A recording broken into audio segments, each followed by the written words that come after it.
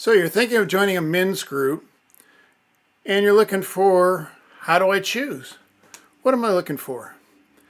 I think men's groups break down into two kinds, the social support kind and the growth kind. What's right for you? If life is good, you're just looking for some camaraderie, you want to hang out with a bunch of guys, talk sports, watch football, play golf or tennis, then a social group is right for you. You're just looking to make life a little better. If, on the other hand, you're facing challenges in life and you're struggling, then a support group might not be enough. Maybe what you're really looking for is a growth group. So let's talk about those differences. One is, with a support group, you're just looking to make life a little better. On the other hand, in a growth group, it's about your intention to be a better man.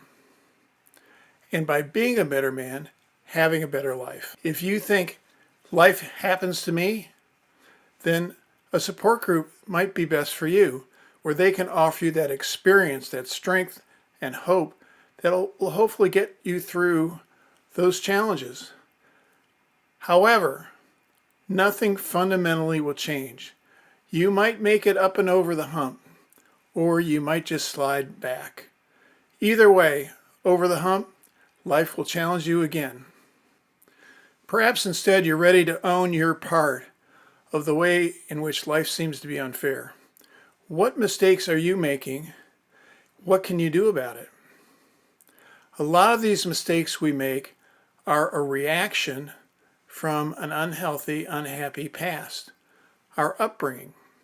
A good way to get a handle on that is to take the ACEs Too High test that will show you the ways in which your upbringing let you down. The growth path ahead is really about enhancing your emotional intelligence. Daniel Goleman wrote the book on emotional intelligence back in 1975. In the first chapter of this book, he coined the term amygdala hijack. That's when our defense mechanism, the amygdala, takes charge of our life and causes us to make mistakes, reacting from our past to something that's stimulating us in the present. We have emotional memory from the injustices that we experienced in our past. We have false beliefs of being bad, wrong, guilty, not enough, that we took on to deal with the injustice, the unfairness of our environment growing up, of our caregivers and their caregiving. We should have been in a protective, loving, supportive environment, but maybe we weren't. This can create something called complex PTSD, CPTSD. It's the same PTSD that soldiers in near-death experiences have, the same hypervigilance and tendency to overreact that comes from being in an environment that was abusive and you couldn't escape. And this PTSD triggers an adrenaline reaction from our amygdala to protect us when we suspect something in the present reminds us of a danger we experienced in the past. When we are in this amygdala hijack, we are no longer rational. We think we're rational, but we're irrational. It's like a monster within us taken over. What I call my Zilla, my Tom Zilla, is in charge.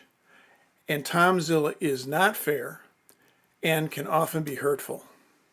To overcome this condition of hypervigilance and overreaction, we need to actually change our emotional memory. We can't change the facts of our past, but we do have the opportunity to change our emotional memory and enhance our emotional intelligence.